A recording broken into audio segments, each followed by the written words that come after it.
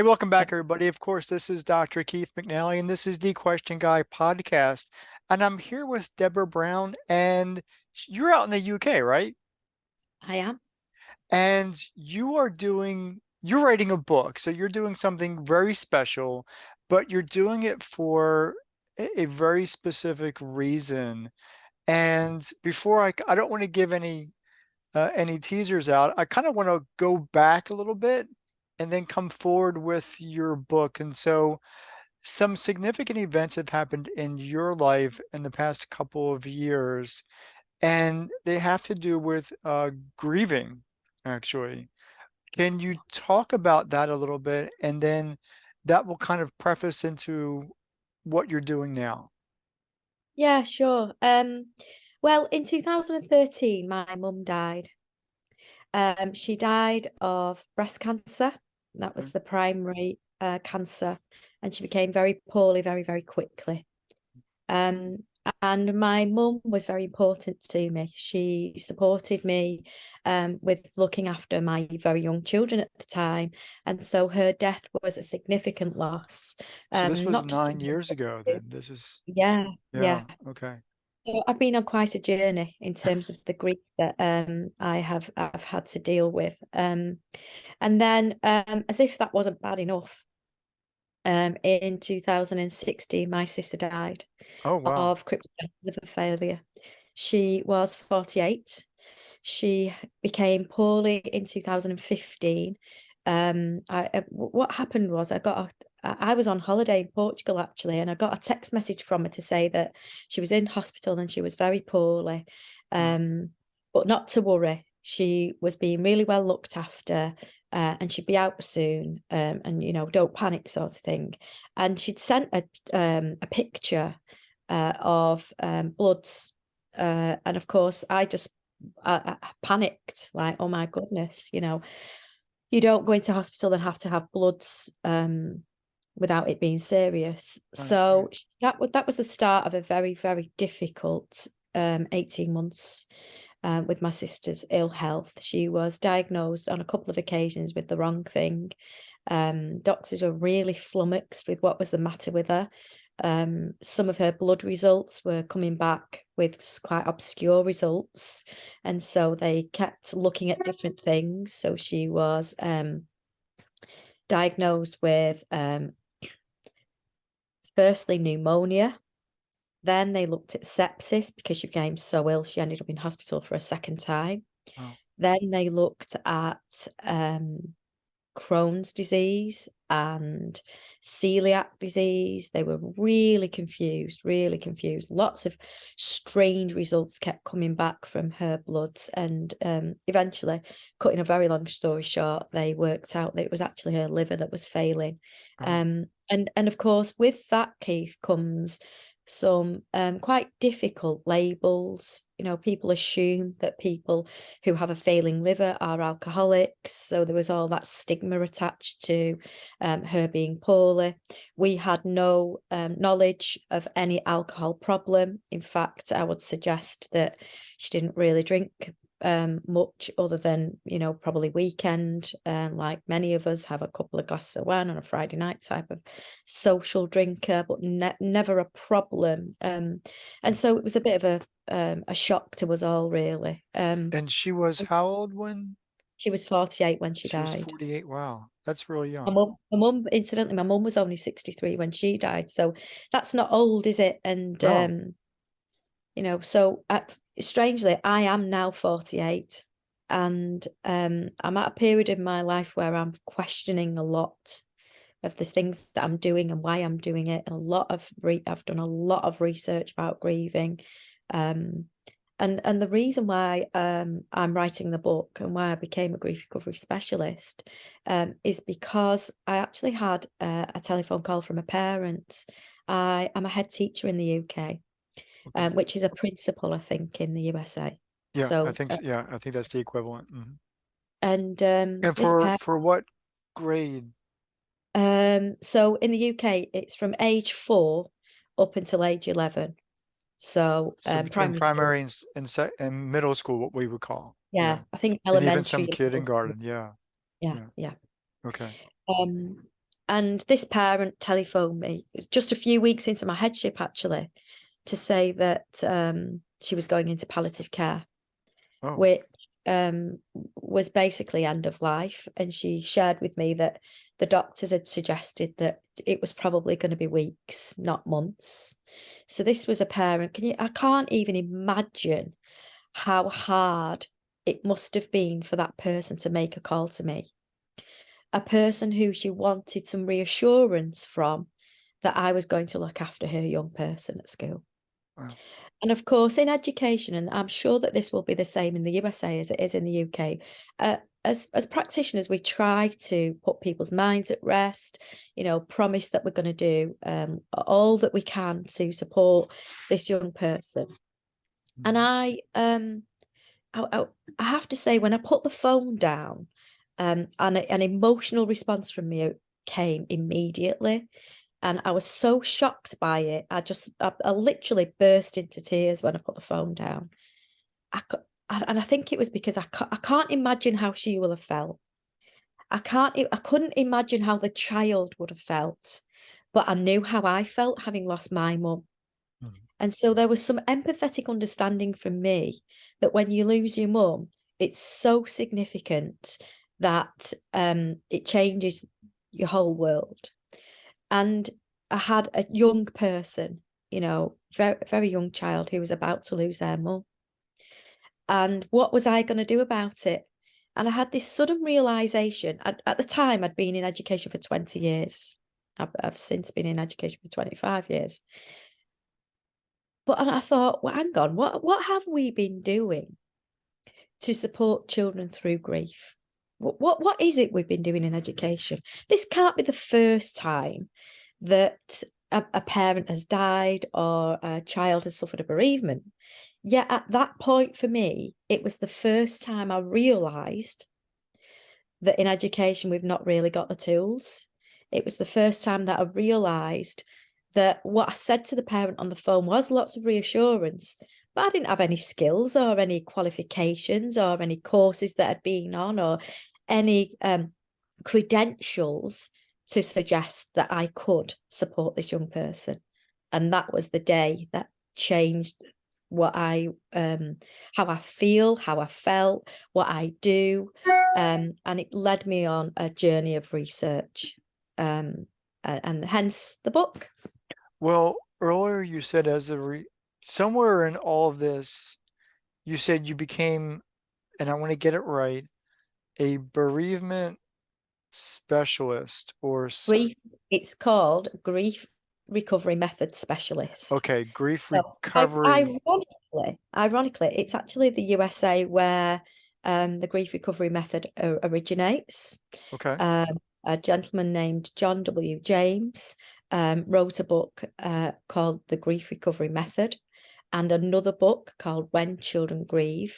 Wow. And both of those amazing books I found accidentally.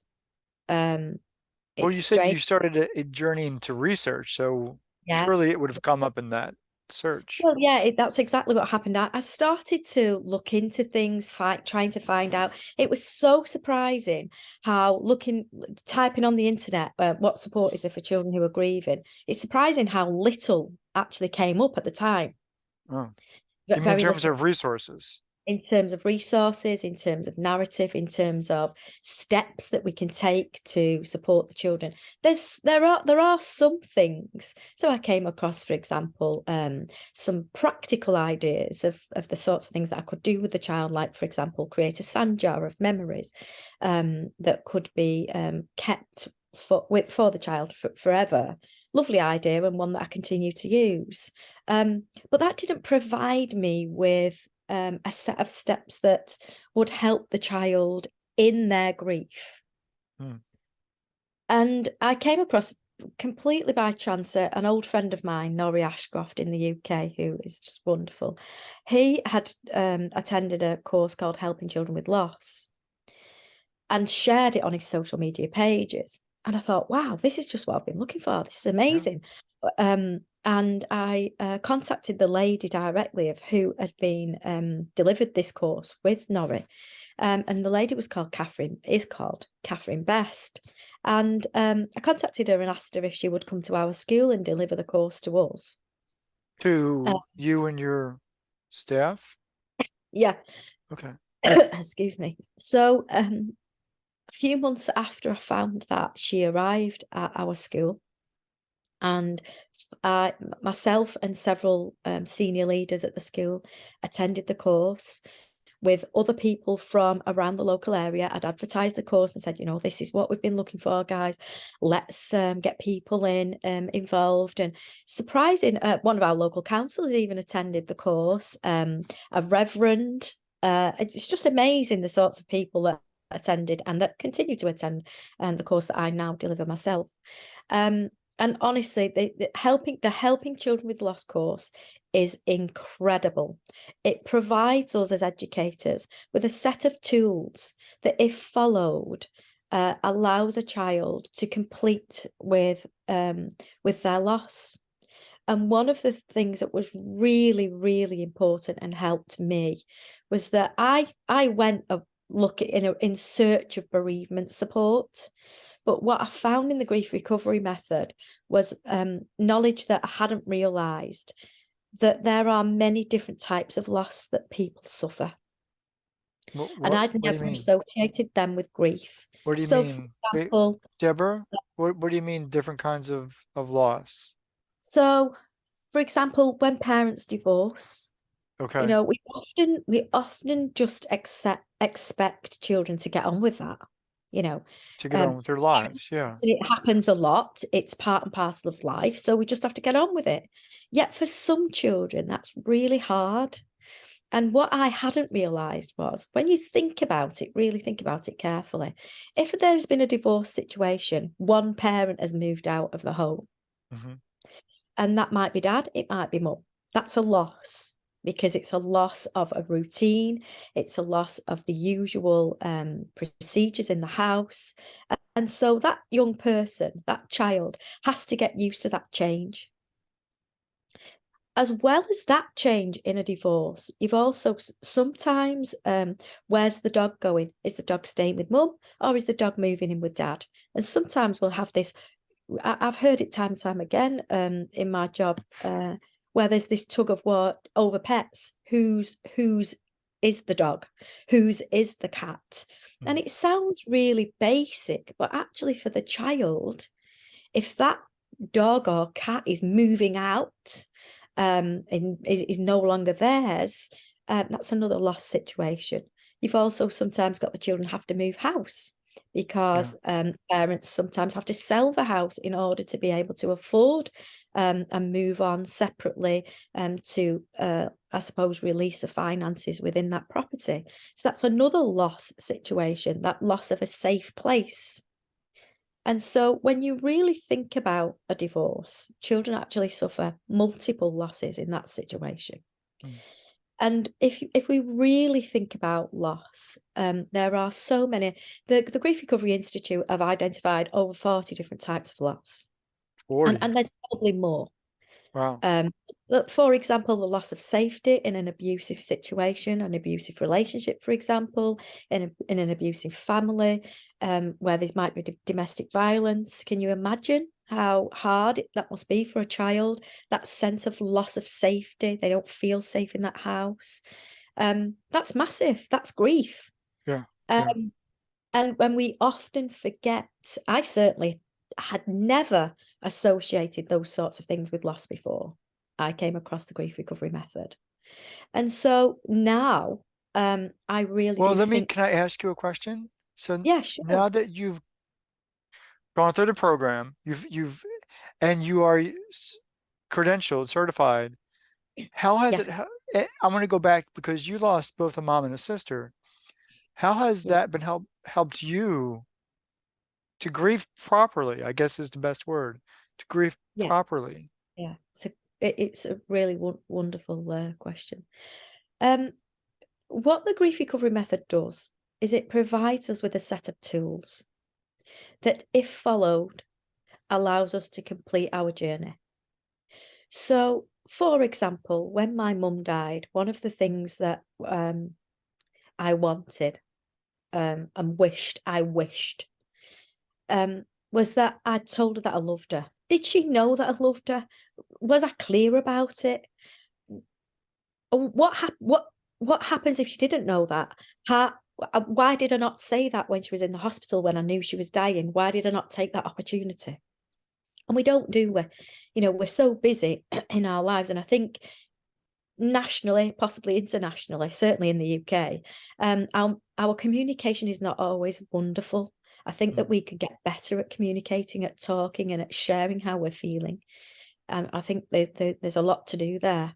We definitely have a stiff upper lip mentality in the UK. We've got to be strong and get on with it, and that's often a societal pressure that I certainly received after the death of my mum and my sister. Oh, you've got to be strong now. You need to be strong for the children. Or you've got to be strong now. You need to be strong because you've got a really important job to do. And yet I didn't feel strong.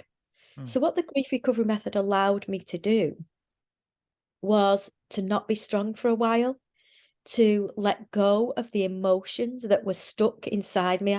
When I work with the children, Keith, I talk to the children about a kettle. So if you imagine a kettle plugged in and the kettle's boiling inside, and inside you've got all these emotions that are building up and building up and building up, and possibly coming out in behaviors that are not necessarily desirable. Like, for example, strangely, just a few weeks after my mum died, I went for a coffee with a friend, and I really remember this situation. A lady came to bring me a coffee in a coffee shop, and it was cold. And I was a bit curt with the lady. I was a bit sharp with her. Oh, can you get me a hot one? It's not very warm, and that's really unlike me. I would normally be very kind and caring and say, excuse me, is it possible, the coffee's a little bit cold, would you mind getting me a new one? And on this particular day, I wasn't kind. And so that's what I mean about the behaviors changing. Just sounds silly, but a little thing like that, and we can see, sometimes we see big behaviors from our children. They're emotionally dysregulated, and they don't necessarily cope particularly well when they are in this grief. And we don't always associate their behavior with grief, because we don't know it's grief, because we don't associate the grief with the loss. And so there's lots of connections to be made. But the grief recovery method allows you to complete some of those unheard communications. So there's a process that you follow, and those unheard communications, the grief recovery method allows you to complete that process with the support of a grief recovery method specialist. And I had the wonderful support of Catherine Best. And since then, I don't get me wrong, I still miss my mum, and I still miss my sister every day. And there are some days I miss them more than others. Today I'm not feeling 100%. I've got a bit of a cough. I'm feeling a little bit under the weather. It's a sort of day where I, pick up the phone, Mum, I'm not feeling great, and she would, help me out, get me back on the positive track, etc. And I don't have that now. But what I have managed to let go of is the pain associated with the grief. That kettle boiling is plugged out. It doesn't boil anymore. And so that's the power of the grief recovery method. And I don't understand why everyone in the world doesn't know about this method.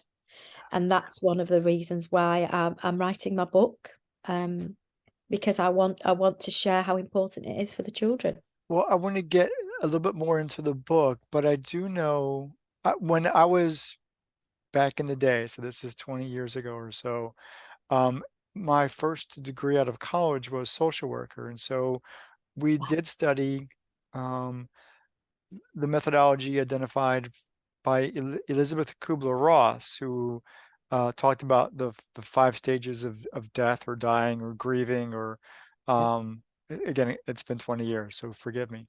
But some of that is, dealing with anger and depression, and then eventually coming to terms with it. But I don't, so is that one, my first question is, or just I want to know, is any of that talked about in the program that you're talking about?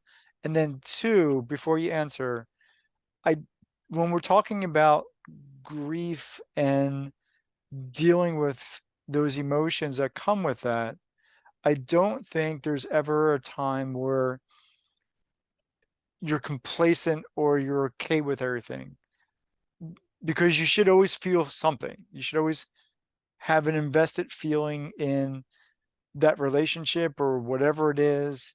And that should be constantly part of who you are. And maybe I'm speaking out of turn, but I'm thinking because we're human, we can't just say, well, we cut all that off and I take the next step forward in my life, which is to move forward anyway.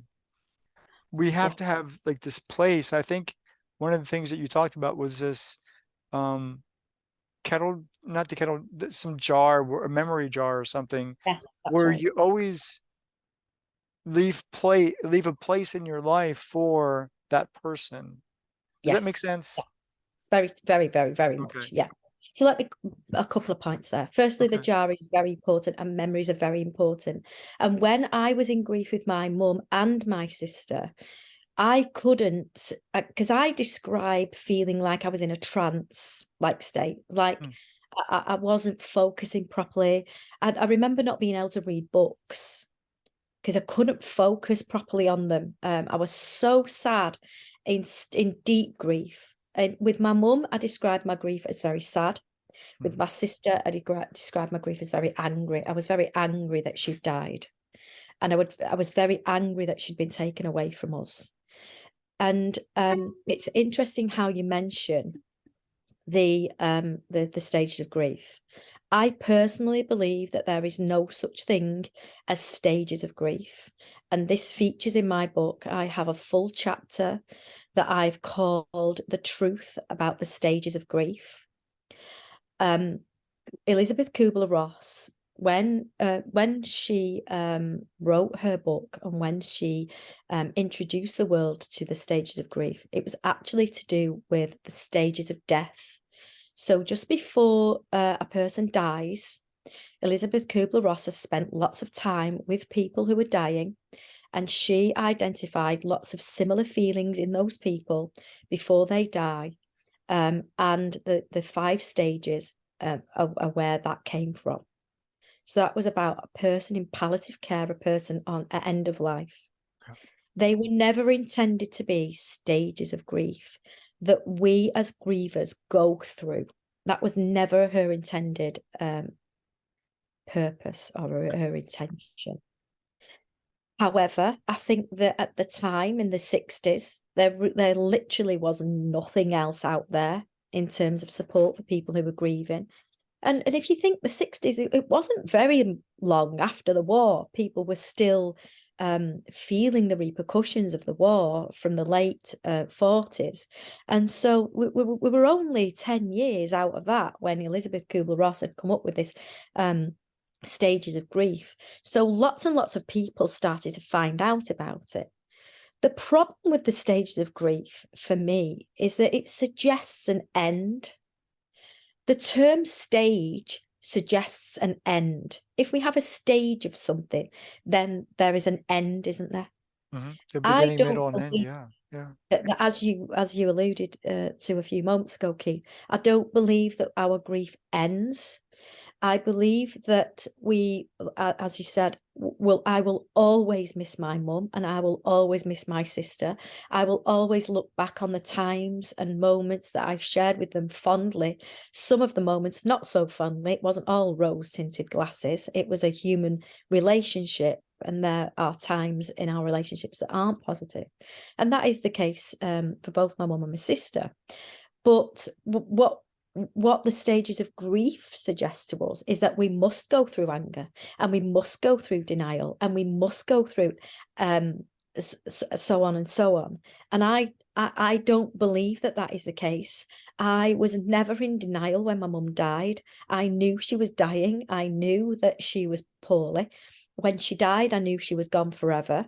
There was never any denial. With my sister, however, there was. some senses and some feelings of denial. And I think that if you consider just the 5 stages of grief, just 5 emotions, really, there's thousands of words that we could use as grievers to describe how we feel. And your grief is your grief, and my grief is my grief, and no 2 griefs are the same, in my opinion. We are entitled to grieve how we want to grieve. And I think the quicker that we can get that message out to the world that there isn't a one size fits all, the better. And that in doing that, what we do is we validate that person's feelings. So if somebody is feeling angry about a death, then that's okay, because that's their feeling. If somebody's feeling happy about a death, then that's okay, because that is their feeling. And we must understand that there are, on occasion, times when people die and a person in the family is actually glad that they've died. An American actress has written a book entitled "I'm Glad My Mum Died," and I think I so remember that. yeah, a lady that is in or used to be in iCarly, and so it's very a wonderful book, by the way. If anybody's not read it, I do recommend Well, I it. have never read it. I just heard of it. Yeah, and You know the that's name what of that book? it's called. I'm Glad My Mum Died. Well, I mean, by who? I apologize. By I whom? think she's called Jeanette McCurdy. I think Okay. that's the name. Yeah. I'll look for it. I'll put it in the description. But I'll definitely check that. Check the name, be certain. I have Okay, actually got the book. Shame I didn't get it out. can we jump to all of that brings us to your passion project right now? Yeah, You're writing your own book, I and am. it's from all of this experience, all of this research. So Yeah. it's part you, but it's also part academic, I think. Yes. Okay. Yes. So how does that fit together?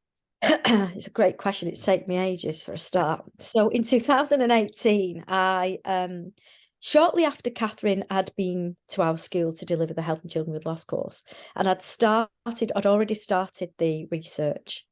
Um, I I started to think about writing a book and getting some messages out there to anyone really about how we support young people through grief. Hmm. What really do we currently have that supports children who are dealing with loss in our schools on a day-to-day basis? Wow. It's all well and good suggesting that they need a referral for a specialist of some description, like a therapist or in the UK, there's something called CAMS, which is a mental health support for children.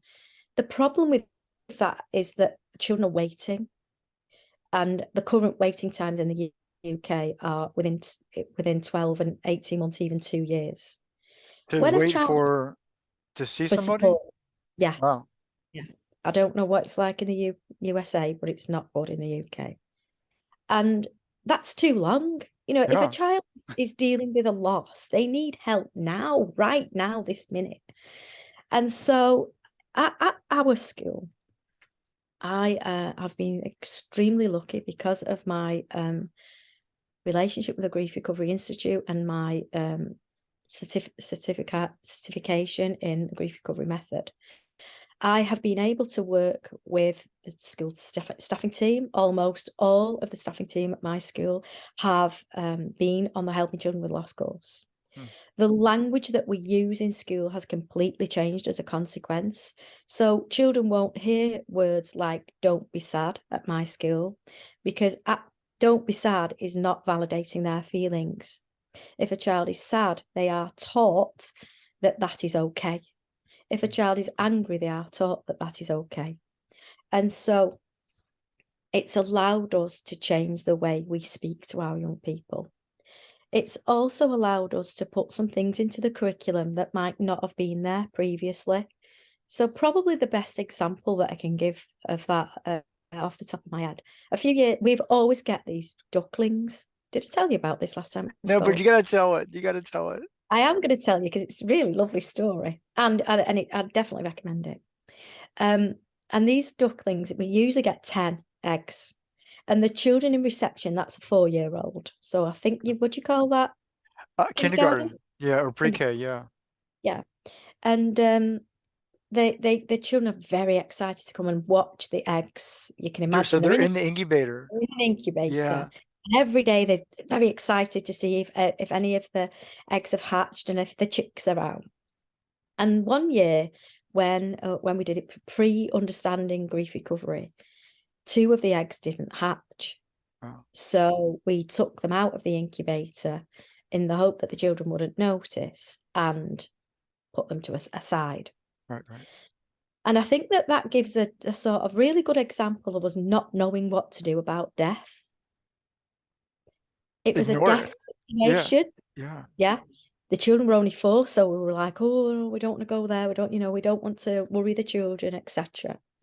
Now, that's very different. So a couple of years ago, what happened was one of the eggs one of the chicks was struggling to get out, and the chick Out of was trying to get out. out of the egg. Yeah, so Yeah, the the children shell. were all talking about how can we help it? Can we take it to hospital? They're only 4, remember? Can we take it to hospital? Can we get it out? Can we help it? And so on. And the teacher attempted to help the chick, etc. And unfortunately, the chick did die. On this occasion, though, the teacher was qualified in helping children with loss. Good. And what the teacher did was incredible. She had the children sit down. They talked about what death is. We talked about the fact that the chick had died because it had struggled and it couldn't get out it had run out of power, it had run out of energy, it was really struggling. It was obviously not strong enough to get out, and it consequently had died. Understandably, some of the children were sad and some of the children cried, and that was okay, because death is sad. And there is no point in pretending anything other than the fact that death is sad. And what the teacher also did was took that a little bit further. They went outside, they looked at the autumn leaves that were still on the floor. End of February, early March in the UK, we still have some of those leaves. They talked about the new life that had started to spring, because this spring had sprung in that there was daffodils starting to grow. Some of the trees had started to shoot new buds, and so it became a really lovely lesson of life and death. And it was very gently done. There was no scaring the children. It was very gently managed, and very factually managed. And I think that that's just one example of the sorts of things that we can do in our schools that make death part of the curriculum. It's so important that we stop pretending that death doesn't happen. There is too many, really, messages of that I think confuse children. The word passed away, for example, is used quite regularly when somebody dies. Mm-hmm. And we've got to stop that, because it confuses the children. I had a little person, about 5. Parent came to see me, frantic. Grandma had died, and the parent said that they felt the child was in denial. Because the child kept saying that grandma would be back soon, and I don't know why everybody's worrying. Grandma will be back soon. And so I sat and spoke with this young person, very young, only 5 years old. But one thing, incidentally, that your audience might not know is children under 5 don't necessarily understand that death is absolute. So it's really important that we're explicitly clear about what death is to children that are that young. And I sat with this young person, and she said, Mrs. Brown, I don't know what all the fuss is about my grandma. She's passed on her way to the shops. The term passed away to a child had got all muddled up. She was so young, got all muddled up. And because her grandma had, on a really regular basis, gone to the shops on the way to school to bring her something, she just thought grandma was on her way. Okay. Okay. a thought popped in my head because in the UK versus America, we don't use some of the words the same way.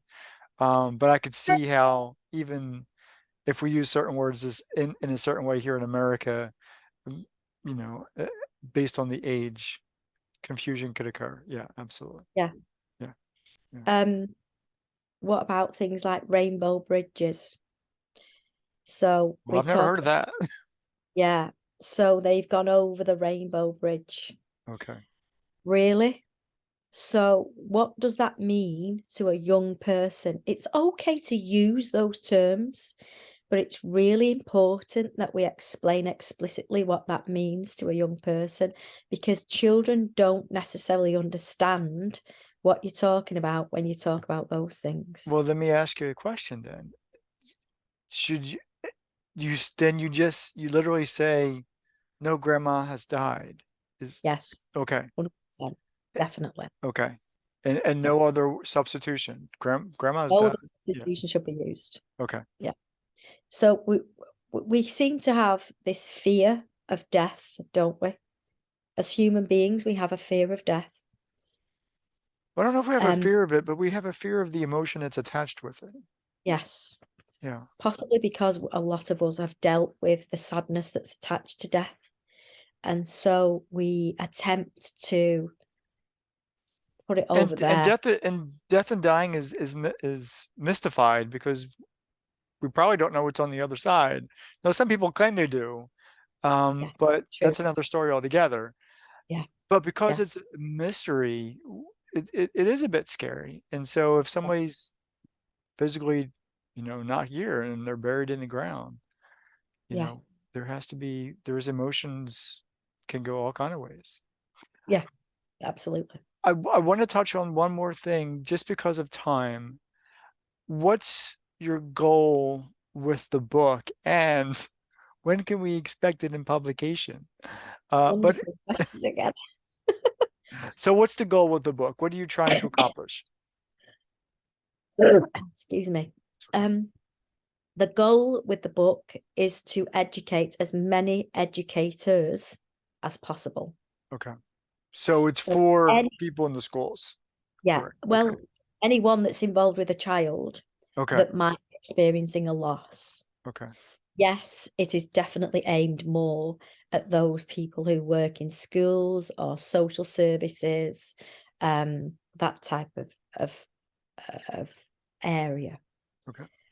My story does feature in the book. You asked earlier, I have a chapter called The Loss in Me, Hmm. and that's sort of at the beginning of the book to explain the reason why I've got to this stage. It's sort of my story. Um, at the moment, that's still in. When it gets to editor, who knows? Um, it was very cathartic to write it. And the publication I'm hoping for spring 2023. Okay. Good. Good. Not too I'm far hoping, away. really hope, not too far away, really. So yeah, better get my skates on, really. Um, one of the things that people don't realize when you're writing a book, in order for it to do well, there's no point in doing a book unless people read it, and of course, unless people think it's good. Right. In order for people to think it's good, they've got to read it. In order for people to read it, you've got to do things like this, a podcast with you, and that's one of the things that people don't realize when you're writing a book. Writing a book is great, it's cathartic, but there's so much behind the scenes that you need to do that's additional to writing the book. I'm enjoying writing it, but it's yeah, there's lots to do behind the scenes. Well, I believe after our first conversation, I connected you with some professional educators in your Yes. area, at least in the UK area that I know.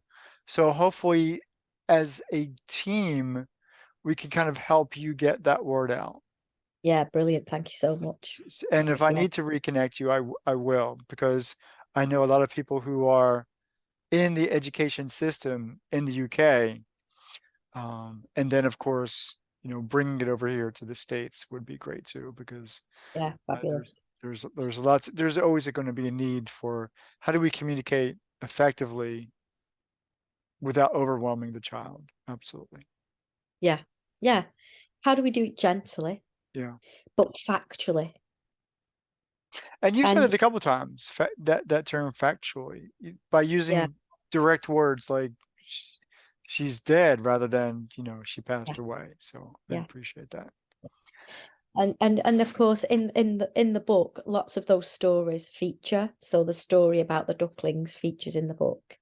And there's lots of little stories like that about the sorts of things that I've done and how I've been able to use some of my work that I do support. I don't just support children in my school, by the way, because of the nature of my qualification. Hmm. Then the word has spread Good. in the local area and beyond, that I have this grief recovery method specialism, and not very many people have it.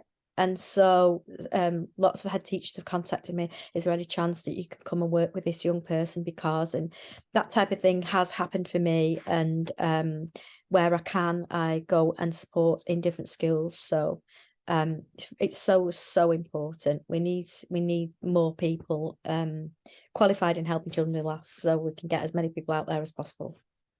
Well, this is what I would like to do. At least maybe have you back on the show a couple of times, and especially between now and spring is a long time. So hopefully be in that time frame. And then of course, once the book is published, because like I got books from everybody who has written a book and been on my show.